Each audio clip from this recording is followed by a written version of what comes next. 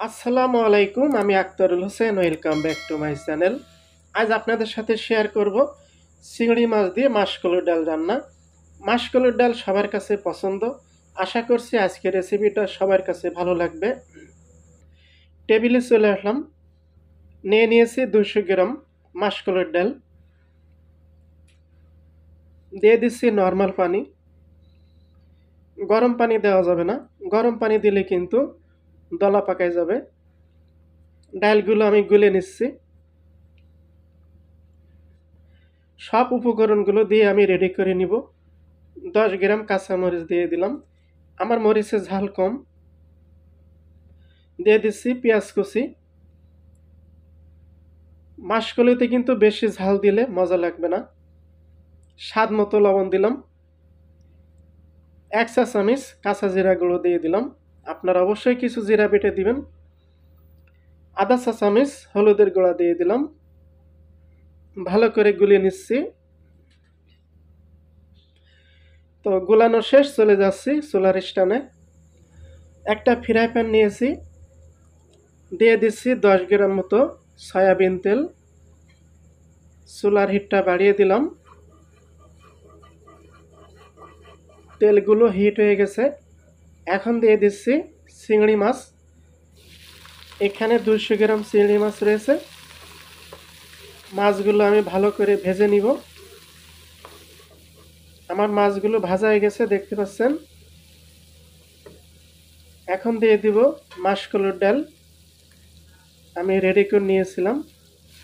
আমি ডাউলের পানি পরিমাণ মতো নিয়েছি, আপনারা আপনাদের মতো নিয়ে নেবেন। চুলার হিটটা আমি বাড়িয়ে দিলাম। বলক আসা পর্যন্ত অপেক্ষা করব। আমার ডালের কিন্তু বলক চলে এসেছে। 10 থেকে 15 মিনিট আমি হালকা হিটে ডালগুলো ফুটিয়ে নিব ভালোভাবে। 10 থেকে 15 মিনিট আমি ফুটাই নিয়েছি, দেখতে পাচ্ছেন ডাল কিন্তু গাঢ় হয়ে এসেছে। দিয়ে দিচ্ছি 1 পিস পাকা টমেটো, আমি ছোট করে কেটে নিয়েছি। আপনারা দেওয়ার চেষ্টা করবেন, তাহলে কিন্তু ডাল খেতে খুবই মজা হবে। তো আমি আরও 2 মিনিট ডালটা ফুটাই নেব। তো আমি 2 মিনিট মতো ডালটা ফুটিয়ে নিয়েছি, আর ডাল গাঢ় করব না। তো এখন আমি ফ্রাই প্যানটা খালি করে নিব।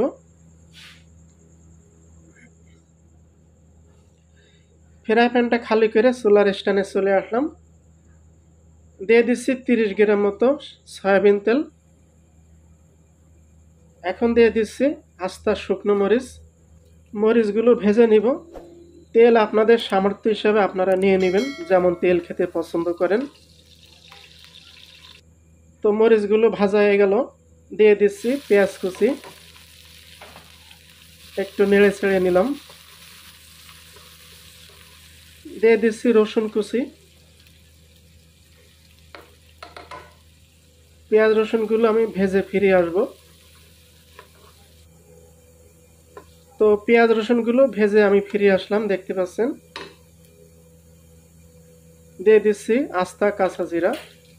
বাগারটাই কিন্তু ইম্পর্টেন্ট, বাগারটা অবশ্যই ভালোভাবে দেওয়ার চেষ্টা করবেন, তাহলে কিন্তু ডালের টেস্ট দ্বিগুণ হবে। তো পেঁয়াজ রসুনগুলো ভাজা হয়ে গেল, এখন দিয়ে দিচ্ছি ডাল। চুলার হিটটা লো করে দিলাম। দেখতে পাচ্ছেন ডালের কালার কত সুন্দর হয়েছে।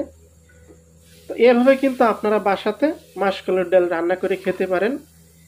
আমার মতো রান্না করে যদি খেতে পারেন, তাহলে কিন্তু দ্বিগুণ টেস্ট হবে। দিয়ে দিলাম ধনিয়া পাতা। আজকের রেসিপিটা কিন্তু অবশ্যই আপনাদের কাছে ভালো লাগবে। দিয়ে দিলাম জিরা গুঁড়া, অবশ্যই আপনারা জিরা ভেজে রেডি করে নেবেন। দেখতে পাচ্ছেন বেশি পাতলাও না, আবার বেশি গাঢ়ও না। ঠান্ডা হলে কিন্তু আরও গাঢ় হয়ে যাবে। তো বেশি পাতলাও ভালো লাগবে না, আবার গাঢ়ও ভালো লাগবে না। আমি কিন্তু মিডিয়ামভাবে রেখেছি। তো বাসাতে কিন্তু অবশ্যই আপনারা ট্রাই করবেন। আশা করছি আজকের রেসিপিটা সবার কাছে ভালো লাগবে। তো আমার ভাই বোনেরা, রেডি হয়ে গেল চিংড়ি মাছ দিয়ে মাসকলাইর ডাল রান্না। আজকের রেসিপিটা কেমন লাগলো অবশ্যই কমেন্ট করে জানাবেন এবং শেয়ার করতে ভুলবেন না। আজকের মতন এখানেই বিদায়। আসসালামু আলাইকুম, আল্লাহ হাফেজ।